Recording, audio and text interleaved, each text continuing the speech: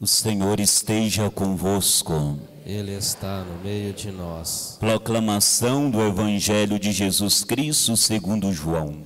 Glória a vós, Senhor. Ao anoitecer daquele dia, o primeiro da semana, estando fechadas por medo dos judeus as portas do lugar onde os discípulos se encontravam, Jesus entrou e, pondo-se no meio deles, disse: a paz esteja convosco. Depois dessas palavras, mostrou-lhe as mãos e o lado. Então os discípulos se alegraram por verem o Senhor. Novamente Jesus disse: a paz esteja convosco. Como o Pai me enviou, também eu vos envio. E depois de ter dito isso, soprou sobre eles e disse: recebei o Espírito Santo. A quem perdoardes os pecados, eles serão perdoados. A quem não os perdoardes, eles serão retidos. Palavra da salvação. Glória a vós, Senhor. Aleluia, aleluia, aleluia.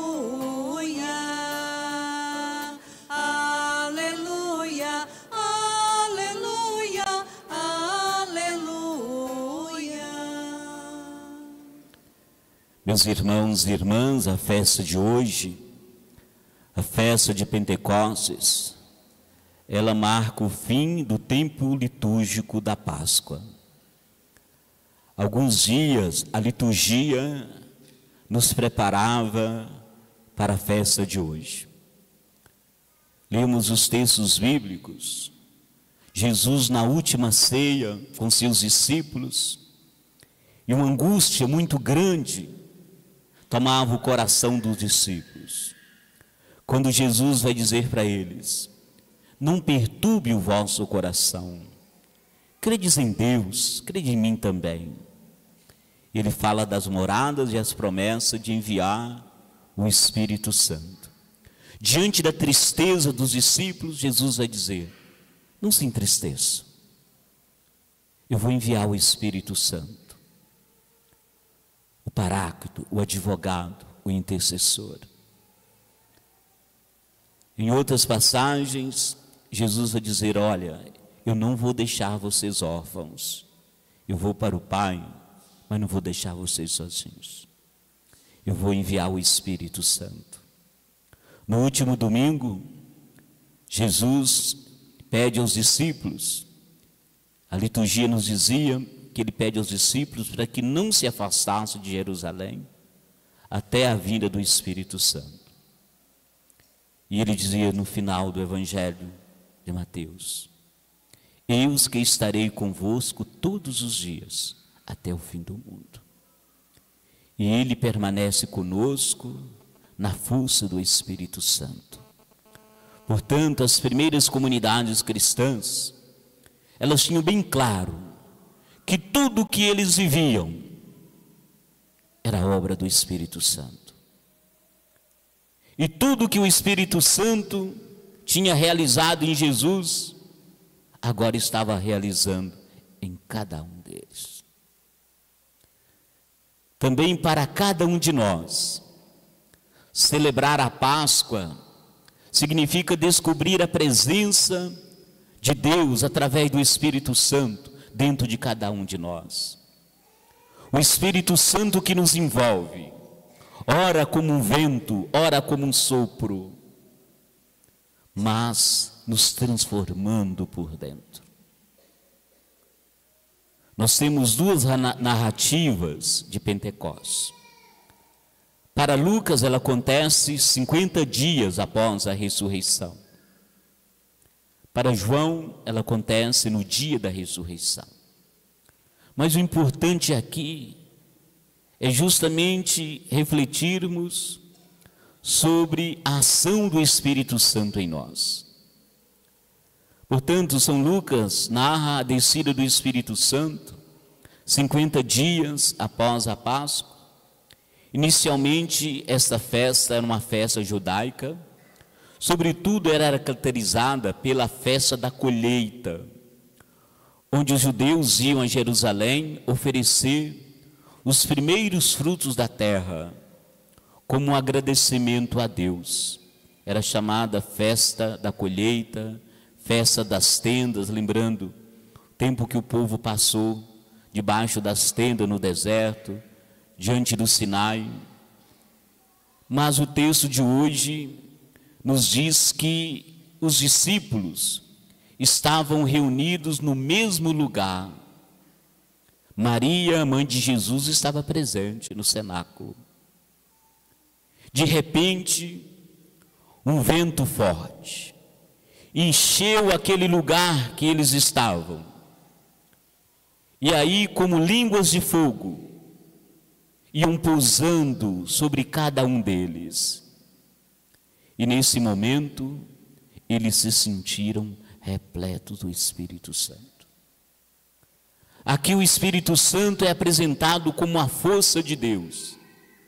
O vento, a tempestade, o fogo, na Bíblia, simboliza a manifestação de Deus, a presença de Deus. E o Espírito Santo aqui é apresentado em forma de língua de fogo. A língua é o órgão para comunicar, para estabelecer relações. Através da fala, da língua, nós criamos relações fraternas. O fogo, que tem a capacidade de dar energia, de iluminar. Os discípulos então começaram a falar ao povo, e todo mundo entendia com clareza aquilo que eles falavam.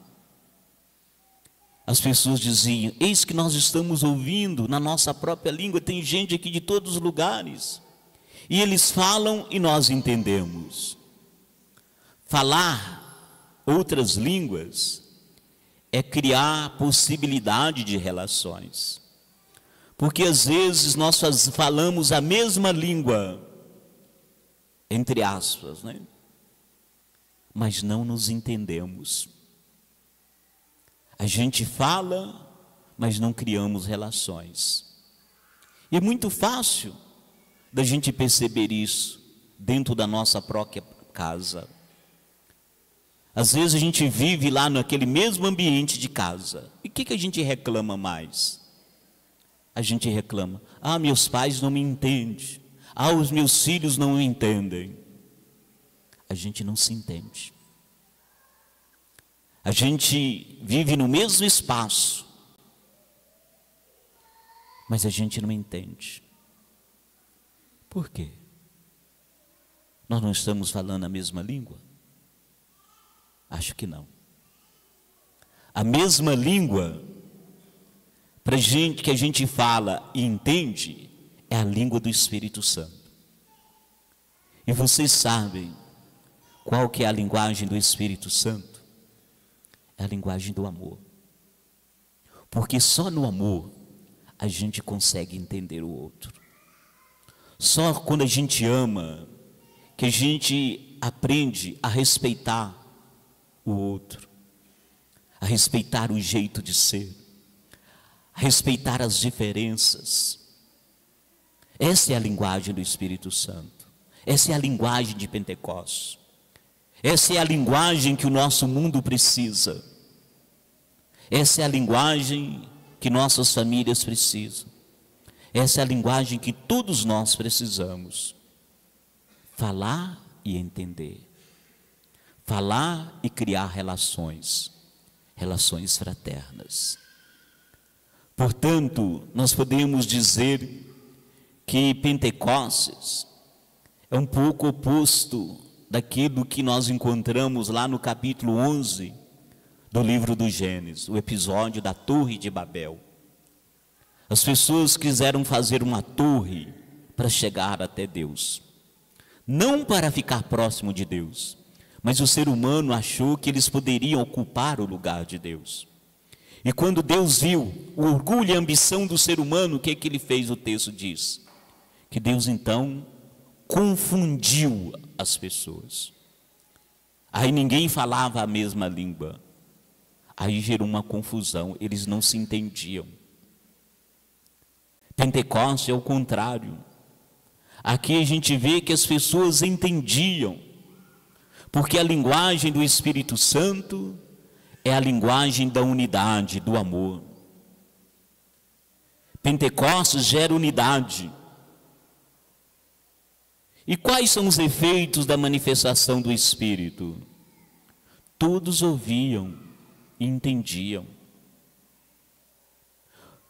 Também o Espírito Santo é a força de Deus que nos dá coragem. Antes de Pentecostes, os discípulos eram um grupo fechado, com medo, incapaz de arriscar. Depois de Pentecostes, eles davam testemunhos, corajosos, perderam medo. Portanto, também podemos nos perguntar: o que nos causa medo? Precisamos do Espírito Santo para nos sustentar, nos animar,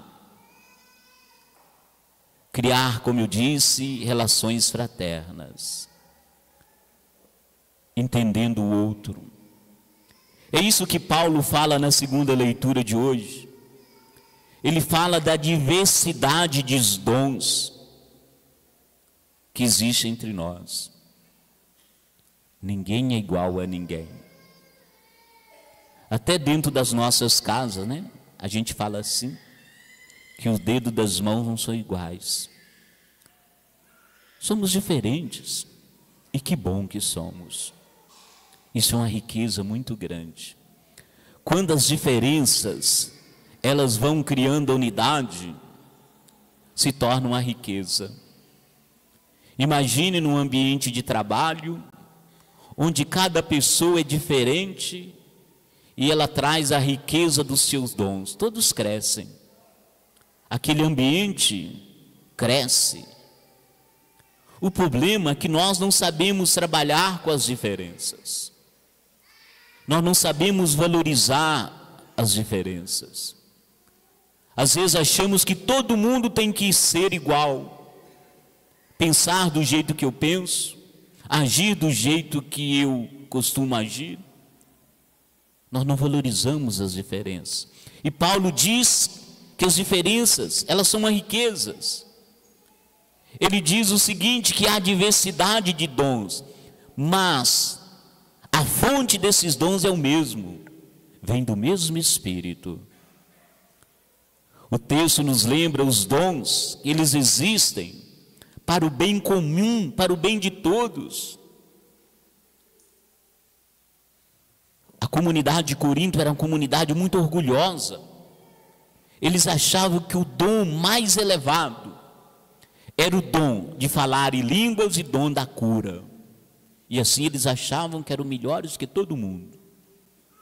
E Paulo falou: não, este não é o dom mais importante que Deus nos deu. Por isso que no capítulo 13 Paulo vai dizer assim: ainda que eu falasse a língua dos homens, se eu não tiver amor, ainda que eu coloque meu corpo nas chamas, mas se eu não tiver amor, ainda que eu desse todos os meus bens para o sustento dos pobres, mas não tiver amor. E ele diz assim: buscai os dons mais elevados. E o dom mais precioso que Paulo diz que nós devemos buscar é o amor, é a caridade. É o dom mais elevado. E aí ele coloca para nós a imagem do corpo. Paulo compara isso com os membros do corpo. Um corpo tem muitos membros: mão, pés, cabeças. Mas cada membro serve o corpo formando unidade. Imagine cada membro separado do corpo. É impossível do corpo sobreviver. Cada membro se junta para o bem comum, para o bem de todos. Isso é amor.